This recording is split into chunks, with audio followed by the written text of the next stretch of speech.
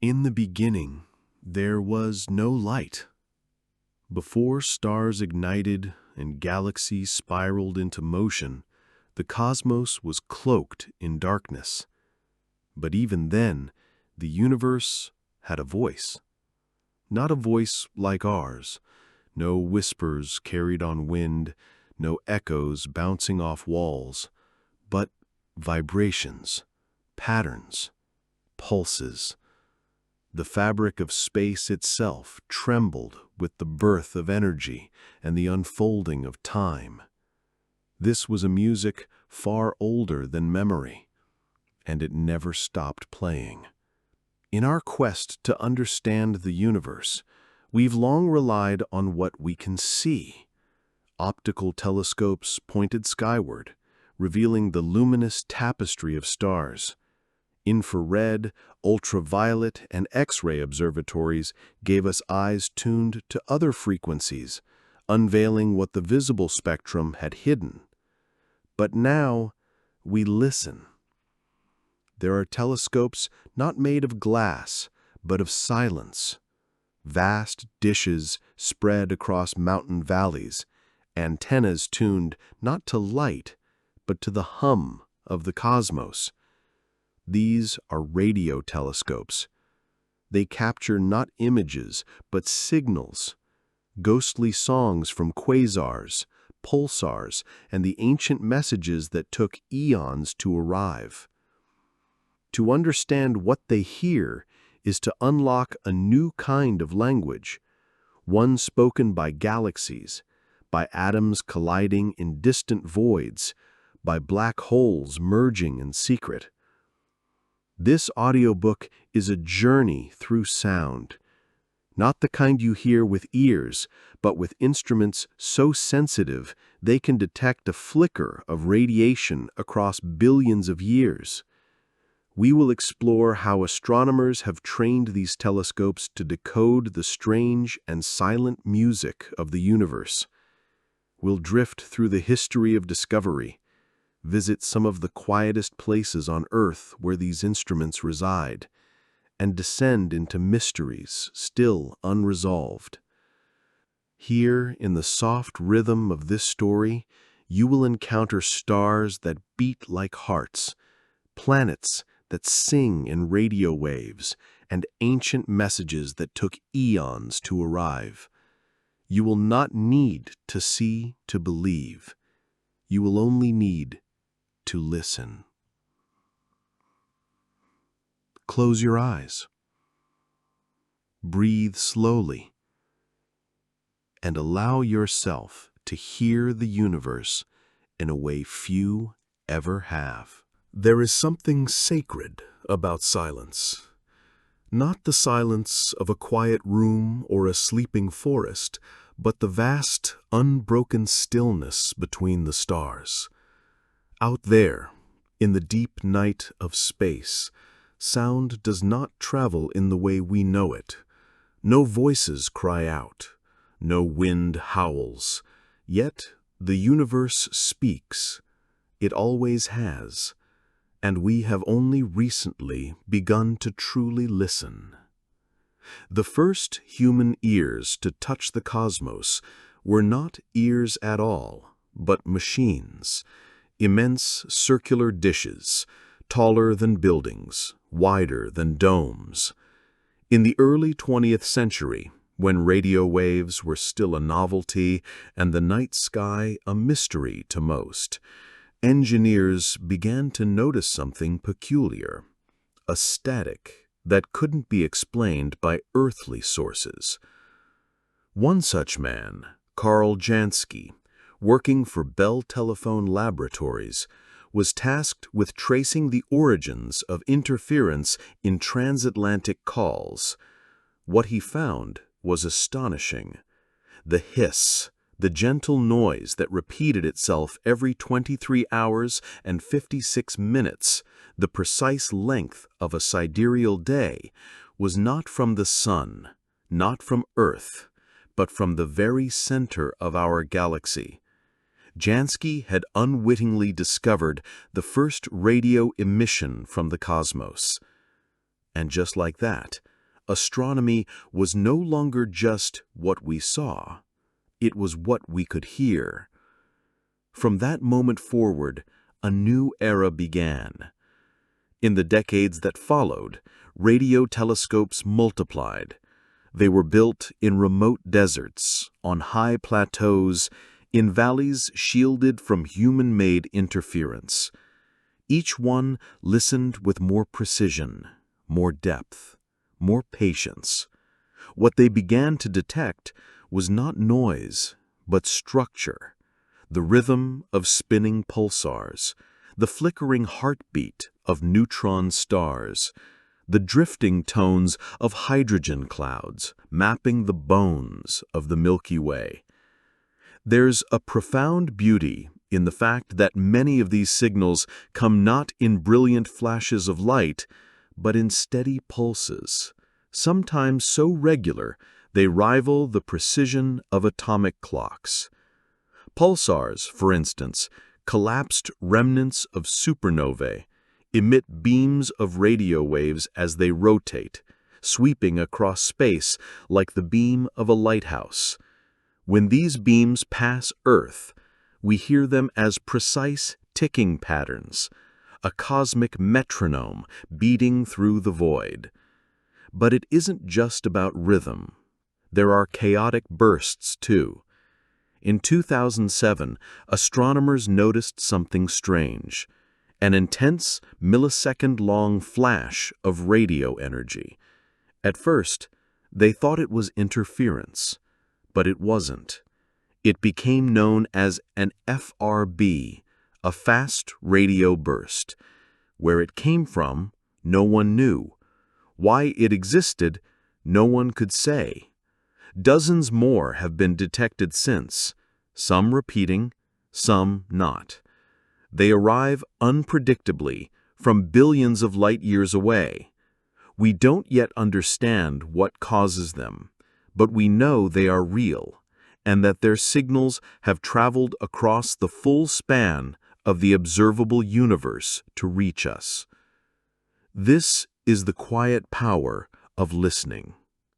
While optical telescopes show us what the universe looks like, the grand spirals of galaxies, the filaments of gas stretching like tendrils, radio telescopes reveal what it sounds like, in a language written not for our eyes, but for our imagination.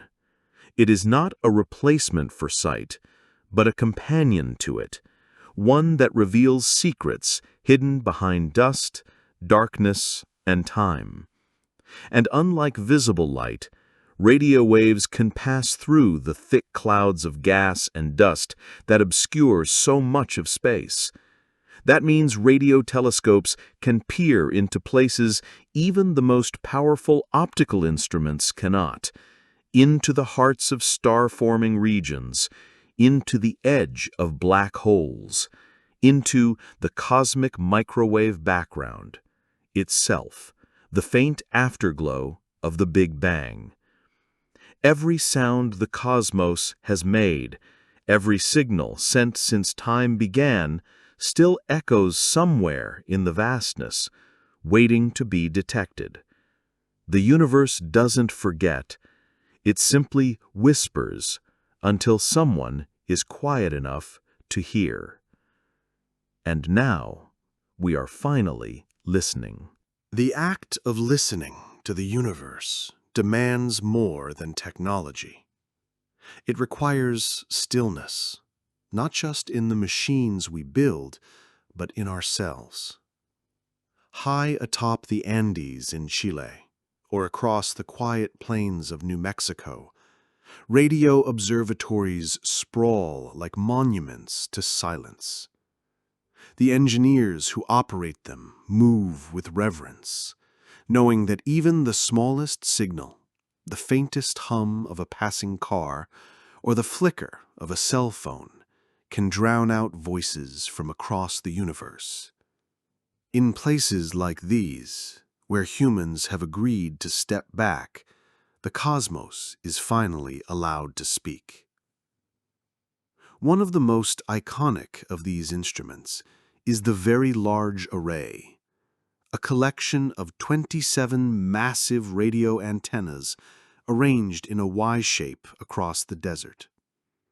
Each dish is 25 meters wide, and they move in synchrony, turning their faces to the sky like sunflowers tracking the day. But what they gather isn't warmth, it's data. Streams of radio waves arriving from galaxies far beyond our own, captured and processed into a form we can begin to understand. What makes these arrays powerful isn't just size, but collaboration. Alone, each dish is limited.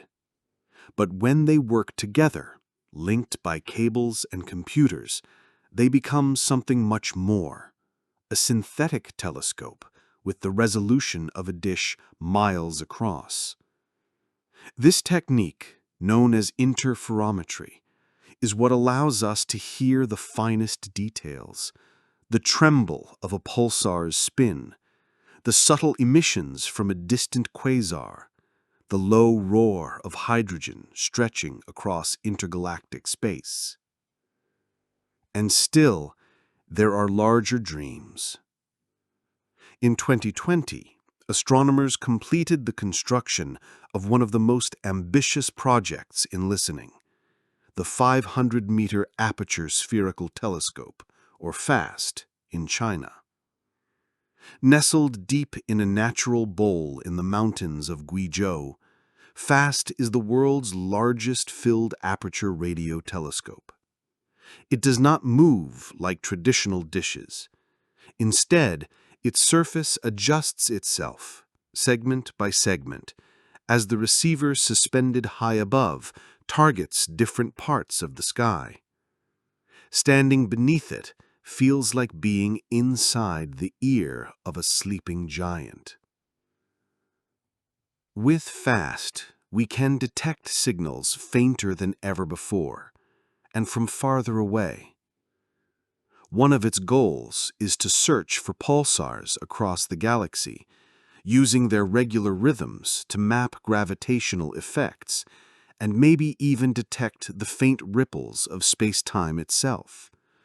But it has another, more daring mission, too: to listen for signs of intelligent life. This is a controversial pursuit. Some see it as a distraction, others as a dream. But the logic is simple. If we can send radio waves across space, as we've done for over a century now, then others, somewhere out there, may have done the same. And if they did, and their signals were strong enough, and they were aimed our way, and they happened to cross Earth's path during our tiny window of observation, we might hear them. The odds are small. The silence is deafening. But the hope persists, and so we keep listening. Some signals come in loud and clear until we realized they were never from space at all. In 2015, astronomers using the Parkes Observatory in Australia were puzzled by sudden bursts of radio energy. They came at odd intervals, with no clear pattern. For months, they chased the signal, suspecting something remarkable. Eventually, they discovered the source: the microwave oven in the break room. Every time someone opened the door before it finished, it leaked a pulse of radio waves. The lesson was humbling. The universe is vast and mysterious, yes, but so are the machines we use to observe it. True listening requires patience, discipline, and a touch of humility. Not every strange sound is a message from the stars. Sometimes it's just us echoing back. But every so often, a signal arrives that cannot be explained away. It is not a plane, a satellite, a microwave.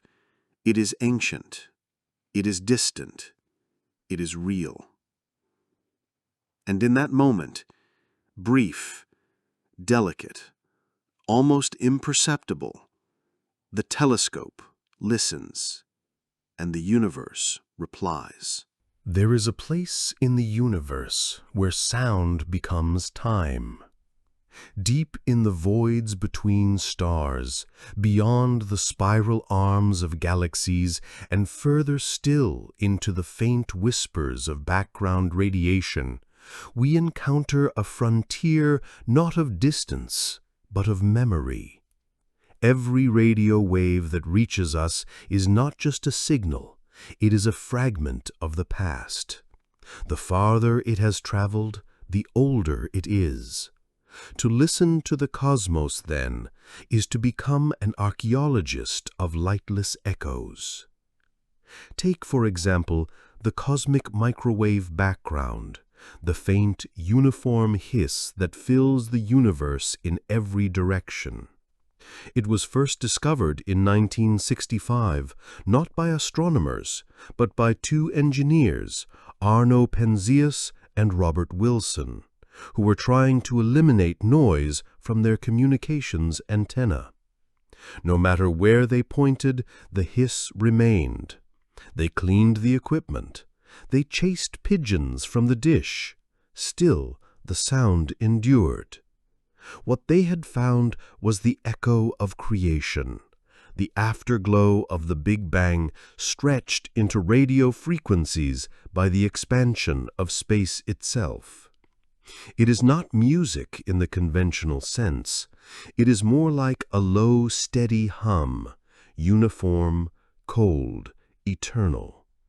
And it holds within it the blueprint of the early universe, tiny fluctuations that became galaxies, clusters, and voids. In its texture, we see, or rather hear, the seeds of everything. The idea that the cosmos retains its earliest sounds is one of the most beautiful concepts in all of science. It suggests that nothing is ever truly lost. Every eruption, every pulse, every collision, it all continues, rippling outward long after the event itself has faded into silence. If our instruments are sensitive enough, if our patience deep enough, we can retrieve those ghostly signatures and reconstruct moments we were never alive to witness. In that spirit, scientists have also turned to sound as a form of translation. Many of the signals detected by radio telescopes are converted into audible form, not because the waves are sound, but because by mapping their frequencies into the human hearing range, we can experience them directly. Pulsars become rhythmic clicks, quasars hiss, solar flares rise and fall in electronic sweeps. What was once invisible becomes something we can feel. This process, called sonification, is not just poetic, it's practical. Our ears are remarkably attuned to patterns. Where the eye might miss a fluctuation in a graph, the ear can detect a sudden shift in tone. Scientists now use sound to analyze complex data. The evolution of black holes, the clustering of dark matter, the drift of galaxies. Some data sets are simply too vast to visualize, but when rendered in sound, they become intelligible in a new and profound way. One particularly moving example came from the collision of two neutron stars in 2017. As the massive bodies spiraled inward and finally merged, they emitted gravitational waves, distortions in space-time itself, along with a burst of electromagnetic radiation, including radio waves. The signal was detected by multiple observatories, and the signal was converted into sound. It started as a low hum, slowly rising in pitch until it ended in a sudden chirp, like the cosmic exhale of the stars themselves. To hear this is to touch something ancient, not in myth, not in metaphor, but in physics. These sounds are real. They are events translated. The universe is not silent. It simply speaks in a language we are only just beginning to understand. And with each new telescope, with each refinement of technique, we are extending the reach of our cosmic hearing.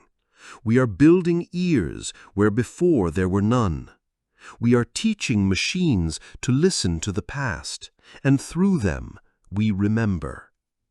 Because when we hear the universe, we don't just learn about it, we become part of its memory, part of its song.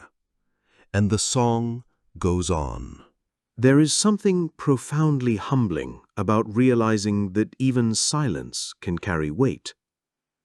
In the study of the cosmos through sound, silence is not a void, it is a signal, a message encoded in absence.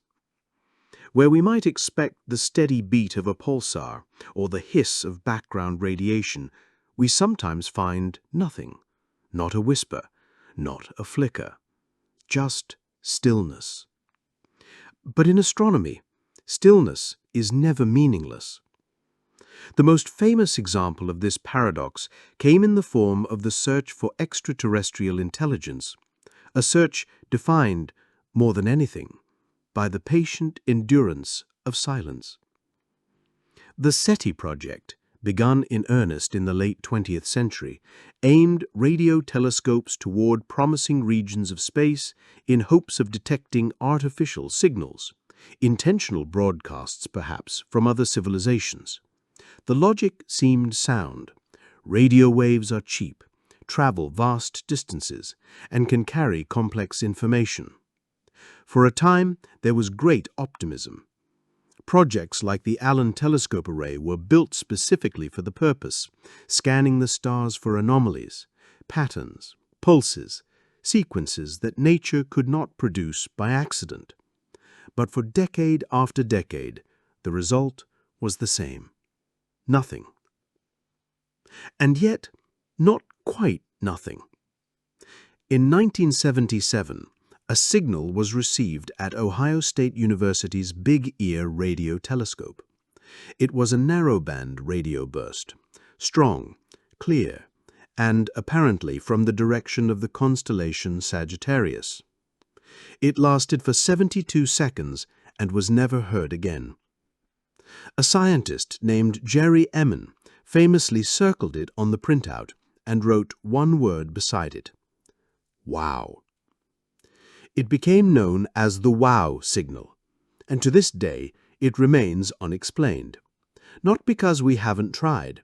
Thousands of hours have been spent scanning that same patch of sky, but because, like a breath in the night, it came and went. If it was artificial, we missed the sender's return. If it was natural, we have yet to understand its origin. The silence that followed became more powerful than the signal itself. This is the kind of listening that requires a different kind of courage. The courage to keep asking when the answers never come. It is not the same as waiting for a response. It is the act of being ready, endlessly, without guarantee. Not every sound leads to revelation, but every silence raises new questions. Beyond the search for life, silence plays a role in other cosmic puzzles. Some galaxies emit powerful radio signals, others are strangely quiet. Some regions of space teem with activity, bursts, pulses, flares, while others remain dormant. What causes this difference? Is it age, density, magnetic structure, or something else entirely? The absence of signal becomes a map, a negative imprint that reveals the architecture of the universe. It teaches us where stars are not being born, where black holes lie sleeping, where matter refuses to gather. In this sense, every quiet patch of sky is a story still unwritten. And sometimes silence is not natural. It is imposed. Radio frequency interference, or RFI, is a growing concern for astronomers. As our world becomes increasingly filled with satellites, cell towers, wireless devices, and artificial signals, the challenge of finding true silence becomes greater. The Earth hums with its own artificial music, and that music is drowning out the cosmos. To combat this, radio observatories are often placed in designated quiet zones, where electronic emissions are restricted by law. In places like the National Radio Quiet Zone in West Virginia, even microwaves and Wi-Fi routers are regulated. These are some of the last sanctuaries of natural silence on the planet. And still, it is not perfect. The noise of humanity is persistent, creeping into even the most remote corners. In time, we may need to build radio telescopes on the far side of the Moon, shielded from Earth's interference. Only there, in that deep and ancient stillness, might we truly hear the universe without ourselves getting in the way.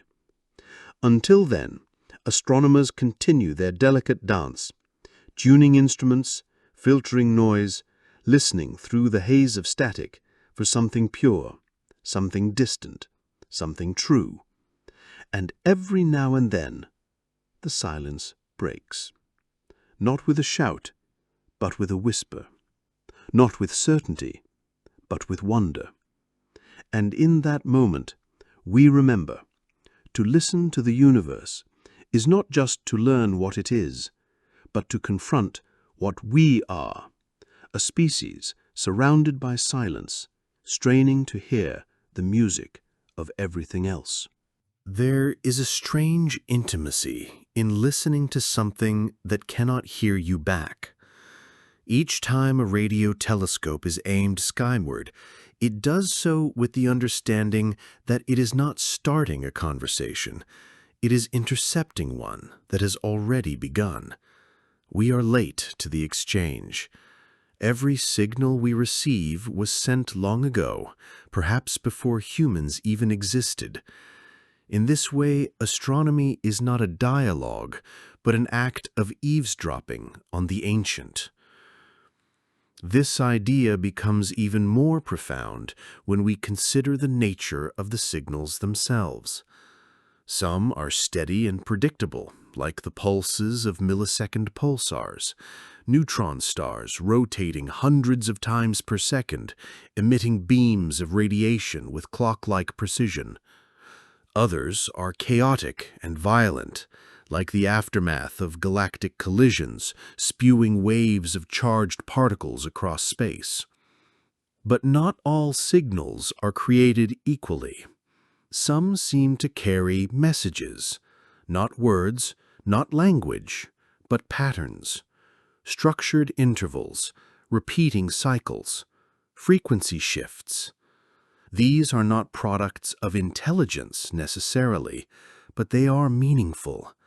They tell us about motion, density, magnetic fields, about acceleration and compression, about the movement of entire galaxies through the cosmic web. The most ancient signal we know, the cosmic microwave background, is still the oldest whisper ever heard. But more recent discoveries show how layered and dynamic the universe's voice really is. Consider quasars. These are not stars, despite their name, but the blazing hearts of galaxies, where supermassive black holes consume matter at unimaginable rates. As the gas falls inward, it heats up, forming an accretion disk that shines across the electromagnetic spectrum. And from these chaotic regions emerge radio jets, streams of charged particles accelerated to near light speed, stretching for hundreds of thousands of light years. These jets emit in radio frequencies, and when mapped, they reveal shapes like spirals, double lobes, and hourglasses. But they also carry rhythm, fluctuations in brightness and wave structure that change over months, years, or even centuries. Listening to a quasar is like hearing the breath of a living galaxy, drawn in and exhaled across eons. Then there are magnetars, the rare exotic cousins of neutron stars. With magnetic fields 1,000 times stronger than typical pulsars, magnetars can twist and fracture their own crusts, releasing sudden, intense radio bursts. In some cases, these events are accompanied by fast radio bursts, FRBs, those mysterious flashes that last just milliseconds but outshine entire galaxies in radio power. To detect a signal that powerful, traveling across billions of light years, is to stand on the edge of comprehension. We still don't know if FRBs are all natural, or if some might come from something else entirely. But we know they exist, and we know they repeat. In one case, a source known as FRB 12012 was observed sending out bursts in repeating intervals, at first random, then over time revealing a cycle, active for 4 days, then silent for 12. Like the ticking of some cosmic metronome, too regular to ignore, too strange to dismiss. And what of the space between these signals? The great ocean of static and low-level radiation that hums beneath it all. It is not empty. What we call static is, in many cases, a blend of faint emissions from countless stars, galaxies, and interstellar gases. Even the quietest piece of sky, the darkest, the coldest, is filled with overlapping whispers from sources too distant or too faint to resolve. The universe is never truly still. It is always vibrating. To a trained ear, that vibration is rich with information. A single radio wave, after traveling across space, may carry with it signs of distortion, stretched by gravity, scattered by dust, redshifted by the expansion of the universe. In analyzing these distortions, astronomers can measure the speed of galaxies, the temperature of gas clouds, the presence of invisible magnetic fields. It's like listening to a distant instrument and being able to tell what room it's in, how large it is, and whether the air is still or trembling. This is the art of radio astronomy, not just detection, but interpretation. A symphony without a score, a language with no dictionary. And yet we listen. Because in the quiet chaos of these frequencies, we are learning something profound. That sound, or the idea of sound, can reveal the shape of the unseen. That, even without light, the universe still speaks. And we, fragile and fleeting as we are, have built the tools to hear it. In the quiet of the early universe, before the first stars ignited, there were only simple elements, hydrogen and helium, drifting in darkness. These gases, though invisible to human eyes, were not silent. Even then, they emitted radiation, especially neutral hydrogen, which produces a specific radio signal at a wavelength of 21 centimeters. This seemingly modest number is in truth one of the most powerful tools in all of astronomy. The 21-centimeter line is a whisper from the most ancient matter in the cosmos, the primordial substance from which all stars and galaxies would one day form.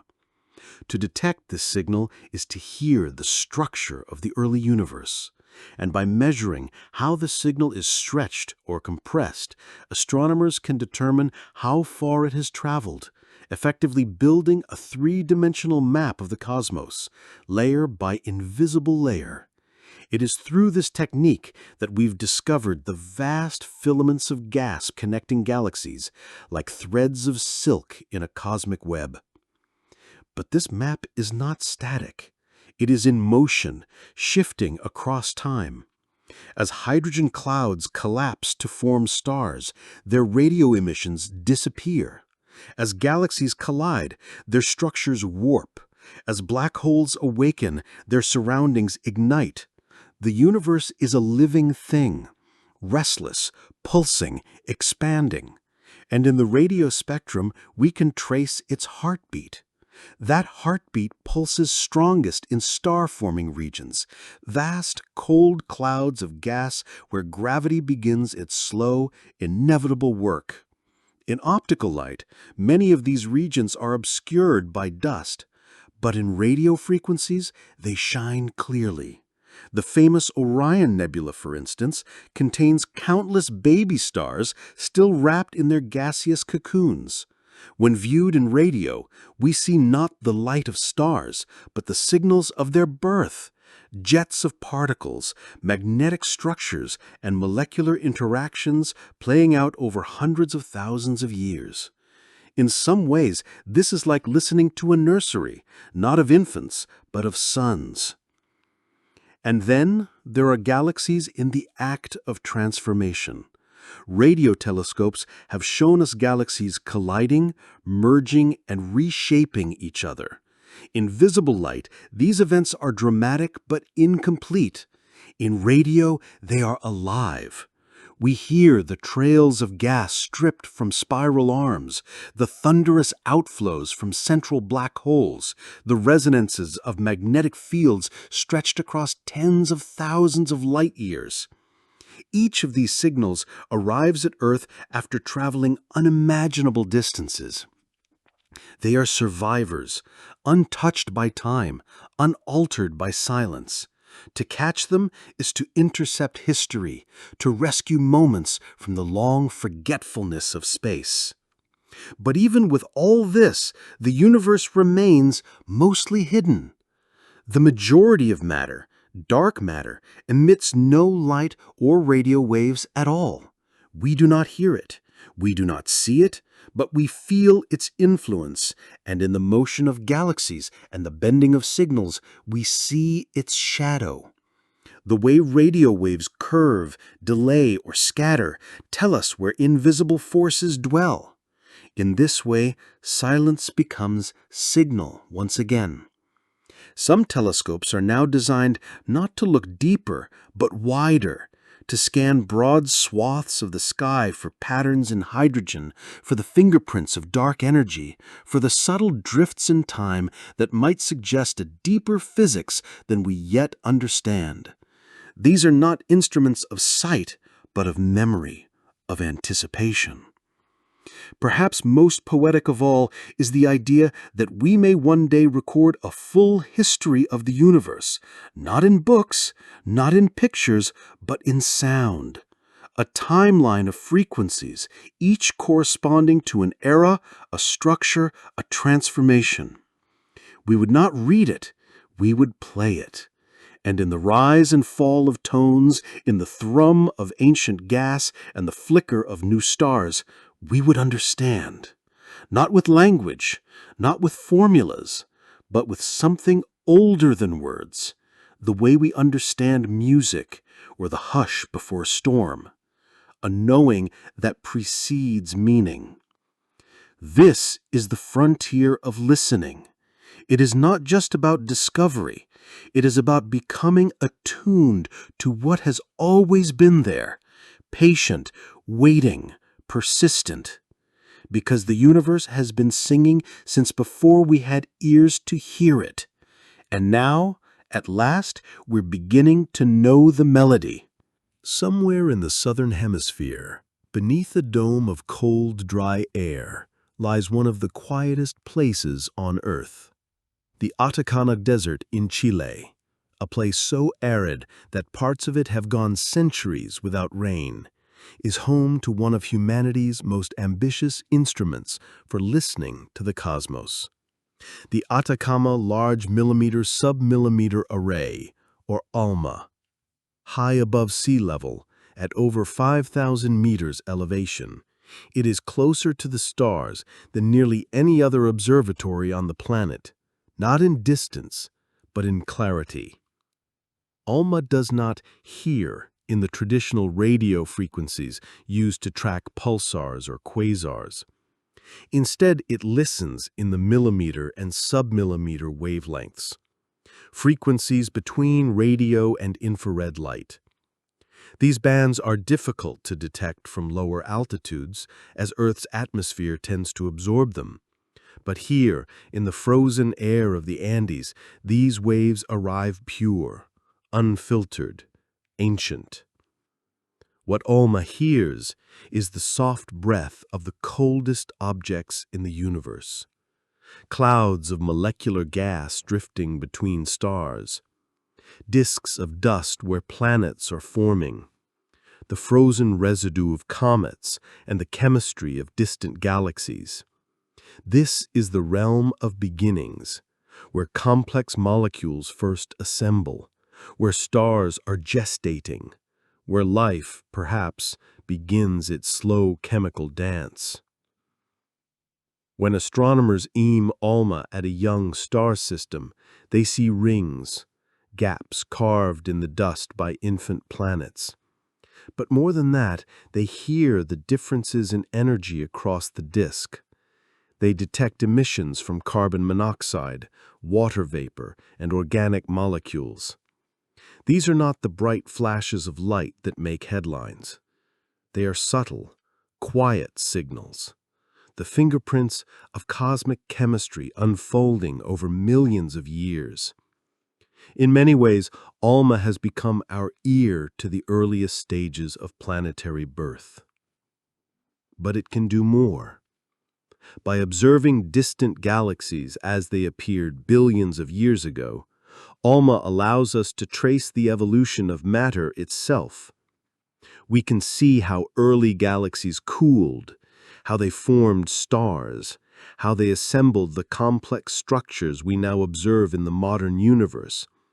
And crucially, we can compare them to our own Milky Way, not just in appearance, but in sound. The frequency of these ancient emissions is stretched by the expansion of the universe. What began as submillimeter waves billions of years ago now arrives as faint radio signals. This redshift tells us not only how far these galaxies are, but how fast they are moving away from us. It allows us to reconstruct cosmic history as a kind of symphony, a long rising song of structure and change.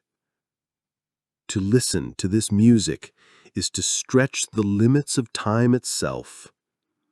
And the farther we listen, the more we encounter strange and beautiful anomalies, galaxies that formed earlier than expected, molecular clouds in places once thought too empty, radio signals distorted by gravitational lenses, massive objects that bend space and focus the signal towards us, like a natural amplifier built by the cosmos. Gravitational lensing in this context becomes a kind of celestial echo chamber. The signals we detect may be the same, but repeated, magnified, or warped. Like a voice bouncing down a canyon, we hear the same song more than once, from different angles, at different times. These moments, these repeated whispers, are not mistakes. They are clues. They tell us about the invisible scaffolding of the universe, the great structures of dark matter that anchor galaxies and bend time. Without ever seeing these structures directly, we can chart their presence through how they affect the soundscape of the cosmos. It's easy to forget, listening through machines like ALMA, that all of this comes to us as data. Cold numbers, frequencies, amplitudes. But behind those numbers are real things. Stars being born, planets forming rings, gases cooling into crystalline silence. The silence, again, is not emptiness. It is potential. It is the pause between notes. Alma teaches us that the softest signals may be the most profound. That to hear the delicate music of creation, we must first go where the world itself has gone quiet. And that when we do, the universe, in its own patient voice, begins to tell us how everything began. There is a moment in every observation when anticipation fades and clarity takes its place. It begins with a flicker on a screen, a spike in a graph, a burst of data that, at first glance, could be anything. Background noise, a calibration error, or the whisper of something profound. Astronomers have trained themselves to wait, to doubt, to recheck. But in those rare electrifying moments, they recognize a pattern that defies randomness. It was like this when pulsars were first discovered in 1967. Jocelyn Bell Burnell, then a graduate student at Cambridge, noticed a regular blip in the data, a pulse so precise it repeated every 1.337 seconds. At first, the team joked that it might be from aliens, labeling it LGM1, short for Little Green Men. But soon, more signals were found from different parts of the sky, each with its own unique rhythm. The joke faded, but the wonder remained. What Bell Burnell had uncovered was the sound of neutron stars, the collapsed remnants of massive suns, spinning rapidly and emitting beams of radiation from their magnetic poles. As these beams swept across Earth, they were captured by radio telescopes as regular pulses. These were not messages, but mechanisms, natural clocks ticking in the dark. Some spin hundreds of times per second, faster than the blades of a kitchen blender. These millisecond pulsars are astonishingly stable, more reliable than our most advanced timekeeping systems. Astronomers now use them as galactic clocks, tracking their rhythms to measure the passage of time on cosmic scales. And yet, they are not static. Over time, pulsars slow down. Their energy drains into space. Their spin falters. Their pulse weakens. But even this decay carries meaning. A record of the forces acting on the star, the magnetic field it carries, the gravitational waves it may be producing. In recent years, pulsar timing arrays have taken this idea further. By carefully monitoring dozens of millisecond pulsars across the sky, scientists have built a network of celestial sensors, a kind of gravitational observatory using stars as instruments. Tiny deviations in the timing of their pulses might indicate that space itself is being stretched and compressed by gravitational waves, rippling across the universe from the mergers of supermassive black holes. This is listening at its most delicate. The changes being detected are not in seconds or milliseconds. They are in nanoseconds, imperceptible to us, but not to the instruments we've created. If confirmed, these waves would open a new channel of observation, allowing us to hear the structure of the universe in its deepest, most massive form. In this way, the cosmos becomes a musical instrument. Every object plays its part. Stars vibrate. Planets emit magnetic choruses. Gas clouds hiss. Black holes roar. Galaxies harmonize, and we, brief, fragile, and small, build telescopes not to silence the universe, but to join it in its chorus. But there's something more, something poetic. Many of these cosmic sounds, once captured, are translated into frequencies we can actually hear, not just as numbers, but as tones. The pulse of a pulsar becomes a metronome.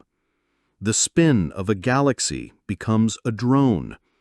The swirl of a merging black hole becomes a rising chirp.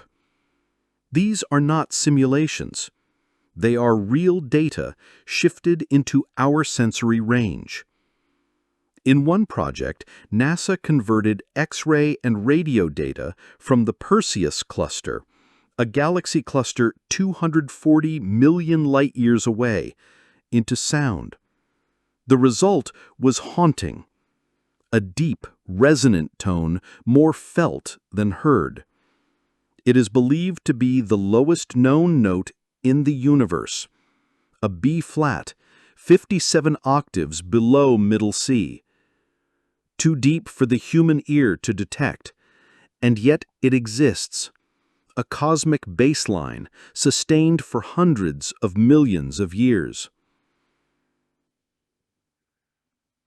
We have come a long way from gazing at stars with our eyes alone. We now stand at the edge of a universe alive with rhythm, one that doesn't just shine, but sings. And every new discovery is another note in the grand composition of time and matter. It is not noise. It is not chaos. It is music, waiting to be heard. There is a quiet revolution taking place in the way we observe the cosmos, one not driven by grand explosions or glowing stars, but by collaboration.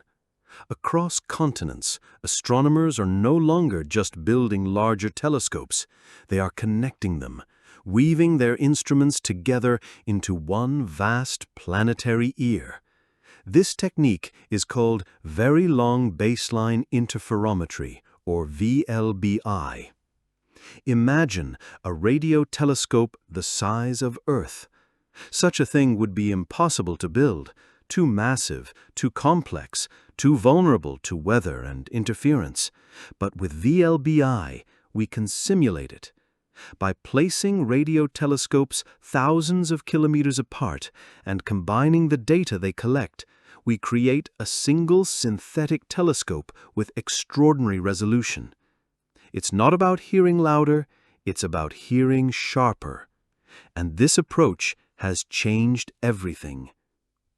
In April 2019, the world saw its first image of a black hole, not in visible light, but in radio waves. It was not a photograph in the traditional sense. It was the result of years of coordination, millions of gigabytes of data, and algorithms capable of reconstructing a picture from whispers in space.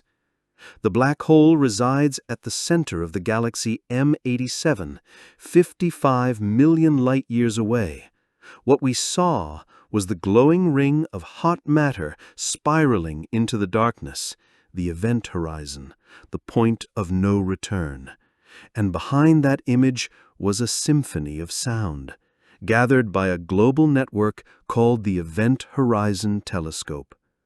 From the high plateaus of Chile to the ice of Antarctica, from the deserts of Arizona to the peaks of Spain, telescopes worked in synchrony. Their observations were so massive that the data couldn't be sent by internet. It was shipped in hard drives on aeroplanes, carried by hand to supercomputers where the signals were finally united. This is what it means to listen across the planet. And it doesn't stop with black holes. The same techniques are being used to study jets from quasars, to map the structure of distant galaxies, to refine the timing of pulsars. Each new connection adds to the network's power, and with every upgrade, our hearing becomes more precise. But there's something even more profound in this approach, something human. It's easy to imagine a lone scientist at a dish straining to hear the universe, but the reality is more communal, more interconnected. Listening to the cosmos is not a solitary act. It's a global effort, a collaboration of engineers, coders, observers, and theorists, each contributing their piece of the puzzle. In this way, the act of listening becomes an act of unity. Our species, scattered across political borders and linguistic barriers, comes together to build instruments capable of hearing the unhearable. We aim them at ancient mysteries, at regions of space none of us will ever visit, and we wait, patiently, together. This spirit of cooperation has led to some of the most sensitive experiments ever attempted. Projects like the Square Kilometre Array, a massive array of radio antennas being constructed across South Africa and Australia, promise to amplify our cosmic hearing by orders of magnitude.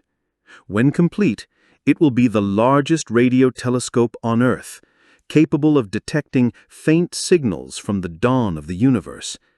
It will listen for the first galaxies, for the crackling fingerprints of cosmic magnetism, for the rise and fall of structure before stars ever formed, and perhaps for the rarest signals of all, the ones we've never predicted, the anomalies that don't fit, the whispers that arrive uninvited. In these anomalies often lie the greatest discoveries, because science is not just a catalogue of answers. It is a process of listening to the unexpected, of letting the universe surprise us. And the more instruments we build, the more finely tuned our ears, the more we learn to recognize the patterns in the chaos. Each frequency, each pulse, each stretch of silence becomes a word in an evolving cosmic language. And through that language, we begin to understand that the universe is not simply out there. It is around us, inside us, resonating in every particle, every wavelength, every moment. We are not just listeners. We are part of the song. Among the many mysteries the universe offers, one stands out for its paradoxical nature: black holes. These cosmic enigmas are known for swallowing light and sound alike, regions where gravity is so intense that nothing escapes, not even photons or waves. But ironically, black holes also reveal themselves in the radio spectrum through phenomena that challenge our understanding of physics and the nature of sound itself. At the edges of a black hole lies the event horizon, the point of no return. Surrounding it is the accretion disk, a swirling maelstrom of gas and dust heated to millions of degrees as it spirals inward. As matter accelerates and heats, it emits radiation across the electromagnetic spectrum, including radio waves. But more intriguingly, some black holes produce colossal jets, narrow beams of charged particles propelled at near light speed, extending thousands of light years into space. These jets are powerful sources of radio emission, their structures mapped and studied by radio telescopes around the world. Listening to these jets is like hearing the roar of the universe's most extreme engines. Inside the jets, magnetic fields twist and oscillate, creating complex wave patterns. As the charged particles interact with these fields, they emit synchrotron radiation, a process that generates the radio frequencies we detect on Earth. This radiation carries encoded information about the magnetic environment, the speed of particles, and the dynamics of the jet itself. By analyzing variations in the radio signals over time, astronomers can infer changes in the jet's structure, pulsations, knots, flares, like a cosmic symphony playing out across eons. One of the most studied black hole jets belongs to the galaxy Cygnus A, about 600 million light-years away. Its radio lobes stretch nearly 1 million light-years across, producing some of the brightest radio emissions in the sky. Over decades of observation, scientists have recorded shifts in the jet's intensity and shape, revealing the violent and turbulent nature of these structures. They witness waves of energy traveling along the jets, instabilities forming and dissipating, magnetic reconnection events, processes that echo the dynamics of plasma in laboratory experiments, but on a scale incomprehensible to the human mind.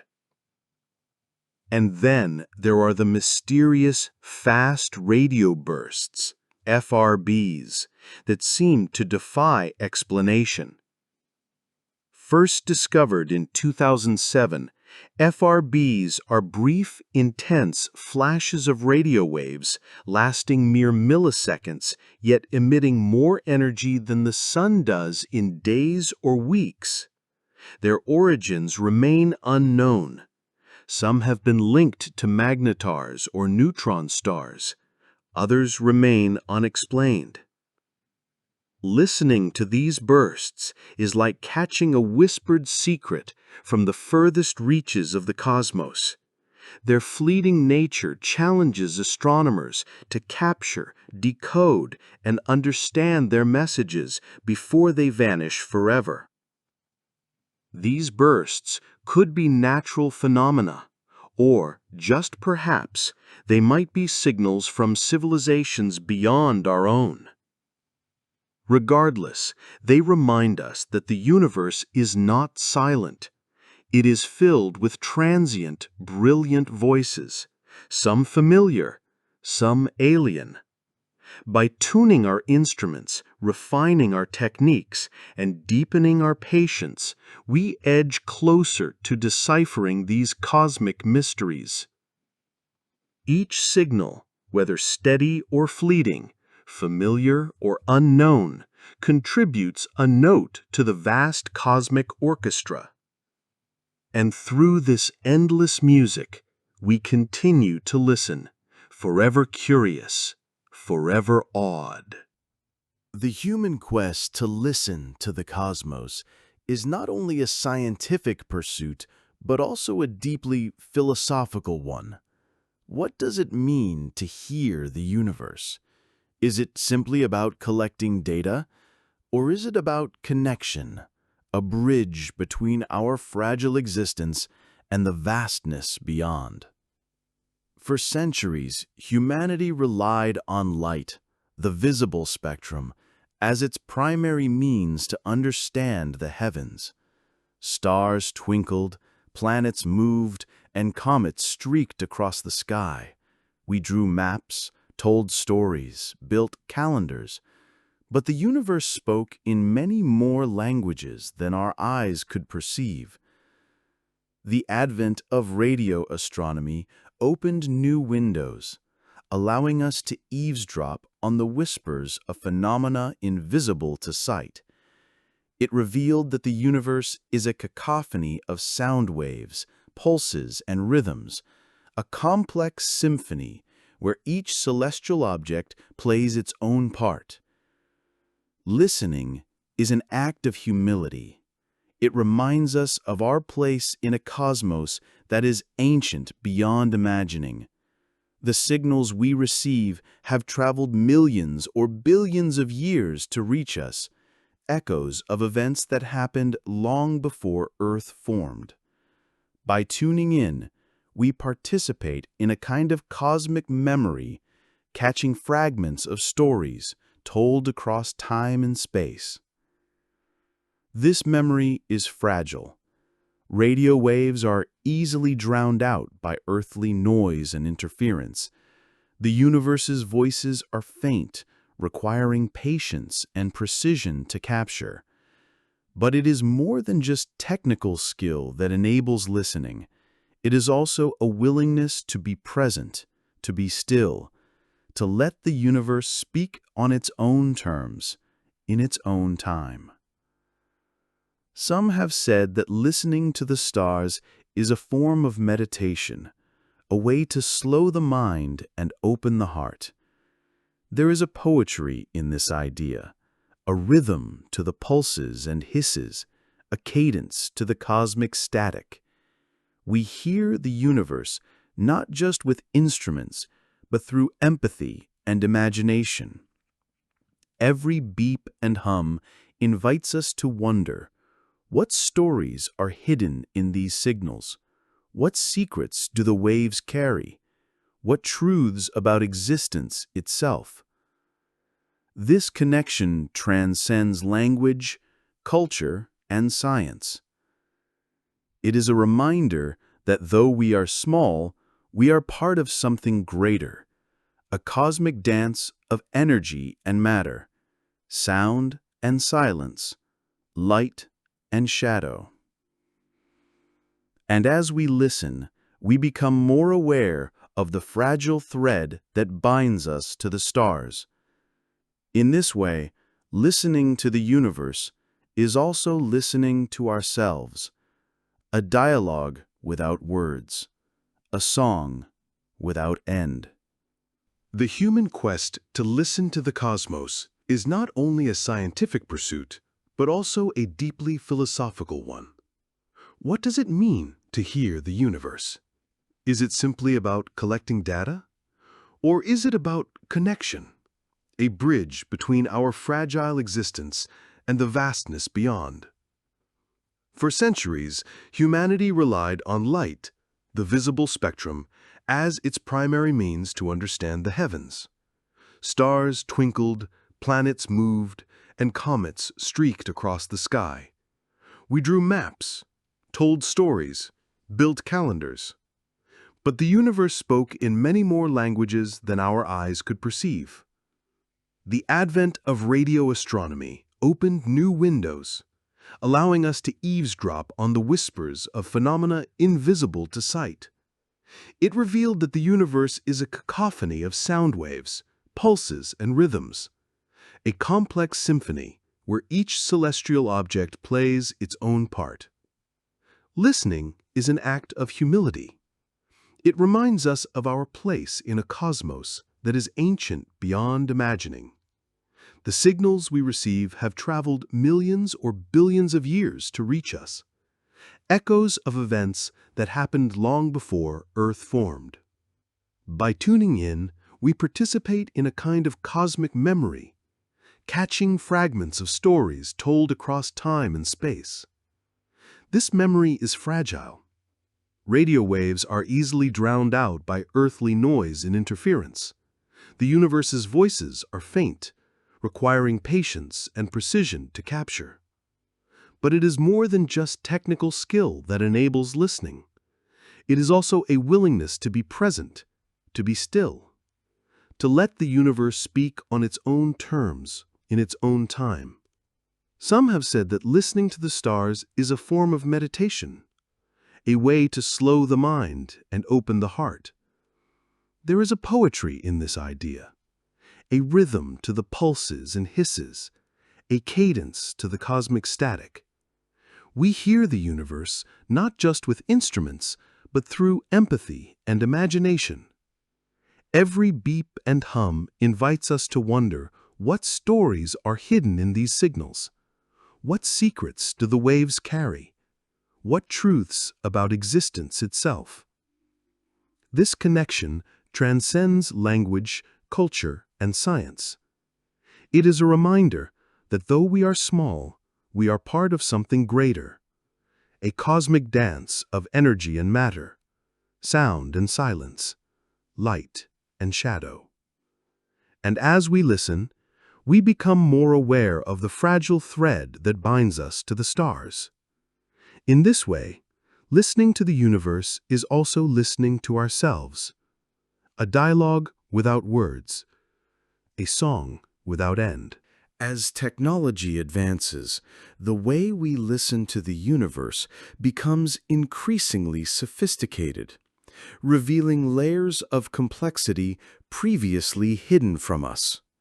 New instruments not only detect traditional radio waves, but also venture into detecting gravitational waves, ripples in the fabric of space-time itself.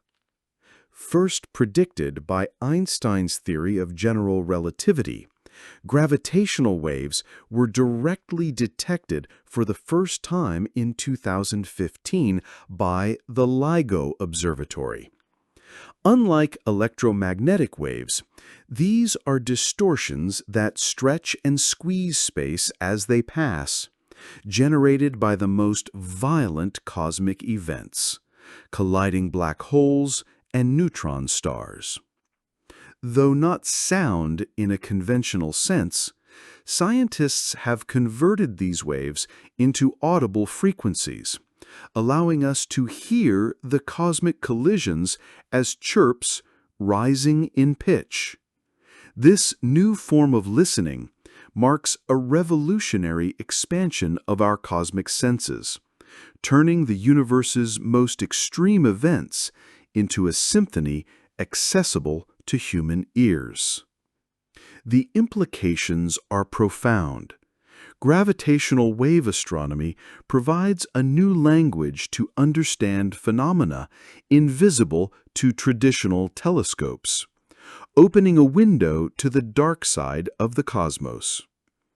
It is as if the universe had always been singing a deeper song, and only now we have the instruments to listen. Moreover, multi-messenger astronomy, combining gravitational waves, electromagnetic radiation, neutrinos, and cosmic rays, enables a fuller picture of cosmic events, blending different sounds into a richer composition. Through this collective listening, we move closer to comprehending the universe as a dynamic, interconnected entity. Each detection is a note in a cosmic score, each observation a verse in the grand poem of existence. The act of listening becomes a bridge connecting human curiosity to the profound rhythms of the cosmos, reminding us that even in silence, the universe's song continues, waiting for us to hear. As technology advances, the way we listen to the universe becomes increasingly sophisticated, revealing layers of complexity previously hidden from us. New instruments not only detect traditional radio waves, but also venture into detecting gravitational waves, ripples in the very fabric of space-time itself.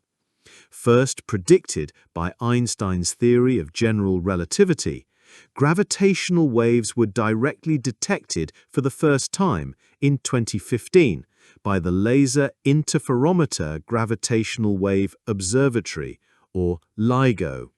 These waves are not electromagnetic, nor are they sound in the usual sense. Instead, they are distortions that stretch and squeeze space as they pass, generated by the most violent cosmic events, colliding black holes and neutron stars spiraling into one another. Scientists have since converted these ripples into audible frequencies, allowing us to hear the cosmic collisions as chirps rising in pitch, fleeting but profound sounds that reveal secrets hidden from traditional telescopes. This new form of listening marks a revolutionary expansion of our cosmic senses, turning the universe's most extreme and violent moments into a symphony accessible to human ears. The implications of gravitational wave astronomy are profound. It offers a new language to describe phenomena invisible to light-based observation, opening a window to the dark, hidden side of the cosmos. It is as if the universe had always been singing a deeper song, and only now do we have the instruments to listen. Moreover, the rise of multi-messenger astronomy, combining gravitational waves, electromagnetic radiation across the spectrum, neutrinos, and cosmic rays, enables a fuller, more intricate understanding of cosmic events. By blending these diverse sounds, we compose a richer, more complete cosmic symphony. Through this collective listening, we move closer to comprehending the universe not as a collection of isolated objects, but as a dynamic, interconnected entity. Each detection is a note in a cosmic score, each observation a verse in the grand poem of existence. The act of listening is more than scientific measurement. It is a bridge connecting human curiosity with the profound rhythms of the cosmos. It reminds us that even in the silence of space, the universe's song continues, patient, persistent, waiting for us to hear. As we reach the horizon of our current understanding, we recognize that listening to the universe is an ongoing journey, one without a final destination. Each advance in technology, each new discovery, reveals deeper mysteries and richer sounds yet to be heard. The cosmos is vast, layered, and full of surprises. We are learning to listen not only to the violent and dramatic, but also to the subtle and serene.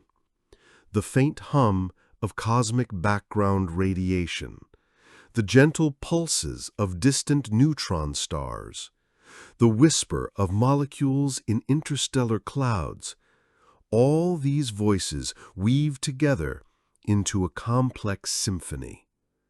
Through listening, we become participants in a universal conversation, connecting past, present, and future.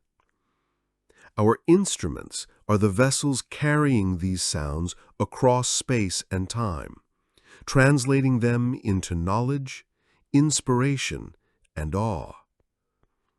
Listening teaches us patience. It teaches us humility. It teaches us to embrace uncertainty and to marvel at the unknown. In this act of listening, we find a bridge between science and art, between the measurable and the mystical. We are reminded that the universe is not silent. It sings in frequencies beyond our natural hearing, in rhythms beyond our natural time, in melodies beyond our natural imagination. And with every new note we capture, we come closer to understanding the profound beauty of existence. So we listen on, hopeful and curious, aware that in the vast cosmic choir, our small, fragile voices are also part of the song.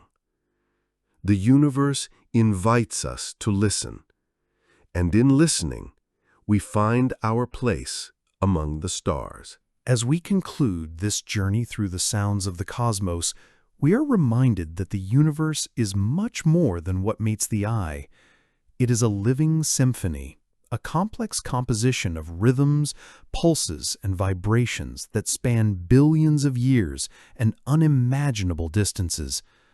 Through the ears of our telescopes, we have learned to listen to the whispers of ancient stars, the roaring jets of black holes, and the mysterious bursts that hint at deeper secrets. In listening, we find connection, a profound reminder that we are part of this vast, beautiful cosmos. The universe continues to sing, patiently waiting for us to listen more deeply, to hear its song anew with every discovery. And so, the journey of listening, of wonder, and of understanding goes on.